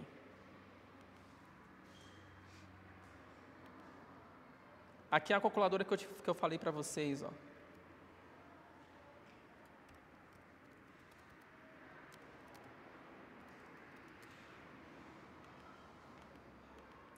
Enquanto o meu WhatsApp vai abrindo ali. Essa aqui é uma calculadora da internet, né? Estava até o cálculo que eu fiz aqui. Aqui você pode colocar o valor que você vai iniciar investimento. Você fala, eu consigo investir R$50 por mês, ou R$100 por mês, ou 10%, 5% do meu pagamento. E aí você coloca, vamos supor que você comece lá com R$100, né? e você consegue investir R$200 por mês. Eu coloquei aqui os juros do Brasil de hoje, né? E coloquei aqui um período, né? A pessoa tendo 18 anos, mas eu vou botar aqui uma realidade mais... Vou botar aqui 20 anos, né? E aqui ele vai te dar um exemplo, mais ou menos, do que... aonde você vai conseguir chegar com esses rendimentos. Então, você investiu 48 mil, você conseguiu chegar a 263 mil reais. E aqui é legal que ele vai mostrando, ó, mês a mês, o que vai acontecendo, ó. Se você for descendo aqui, ele vai mostrando. E olha que interessante, se você acrescentar mais 10 anos, parece pouco, pouco, mas é muita coisa, né, gente? Aí, olha o tanto que muda, ó. Em 20 anos, você tinha 200 e poucos mil reais. Mais 10 aninhos só, guardando dinheiro lá, você passa a ter R$1 milhão. Então, isso, a gente conseguindo investir R$200 por mês. Então, você concorda comigo? Eu não estou falando mal dos professores não, gente. Mas você concorda comigo que um professor, que ele começa ali, passa num concurso com 20 anos de idade, e com 50 anos ele aposenta, ele precisaria estar fazendo greve se ele pegasse ali 10% do rendimento dele e aplicasse em qualquer coisa? Ele não precisaria estar fazendo greve para aumentar 100, 200, 300 reais no pagamento dele. De forma alguma. E, infelizmente, como eu expliquei do kart, que de 50% ali não sabe nem andar no kart, a população brasileira é assim, gente. Infelizmente, 85% das pessoas não sabem nada sobre finanças. Zero. Zero, zero, zero, zero, zero. Então, assim, se capaz for, se você pegar essa galera aí, eles não sabem nem o que é um juro composto. E a maioria está financiando isso daí, fazendo parcelas em 96 vezes, 120 vezes. E ali, então eu aprendi isso aí lá com o Robert Kiyosaki. Falei, cara, é manter a frequência e manter ali a resiliência. E isso mudou a história da minha vida. Se um dia o Johnny permitir, eu venho aqui, explico para vocês, e a gente sai daqui com o primeiro investimento feito em alguma corretora que a gente escolher aqui, e vocês vão, a longo prazo, serem pessoas milionárias. Parece uma coisa que fora do normal, né? Mas pode sim chegar a esse nível de ser uma pessoa milionária e a médio ou a longo prazo. Lembre-se disso aí, você fazendo ou não fazendo, o tempo está passando. Então, se vocês pegar lá, talvez R$100 o seu pagamento, 150 e aplicar, e o outro não fizer, daqui a uns anos, você vai chegar aqui na igreja com um excelente automóvel, você vai ter uma excelente casa, e o outro, infelizmente, talvez saia da igreja ou saia culpando o pastor, dizendo que a igreja o roubou, ou que Deus o roubou, que ele se doou toda a vida e nunca conseguiu conquistar nada, mas a verdade é que ele nunca entrou na porta que Deus abriu para ele. Então era isso, pessoal. Agradecer vocês aqui, prazer em conhecer vocês, agradecer também vocês pelo... né, eu frequento outra igreja, minha esposa frequenta aqui, então eu sou muito grato por vocês, pelo pastor Johnny, por acolher a minha esposa, as minhas filhas, por cuidar deles enquanto eles estão aqui, né? E dizer para vocês que é possível alcançar a prosperidade, é possível chegar onde vocês querem chegar, é só preciso vocês entenderem o caminho. E aí Deus vai abrir a porta para vocês, que eu tenho certeza, tá bom? Bem, graças a Deus. Falou, Ferdinando.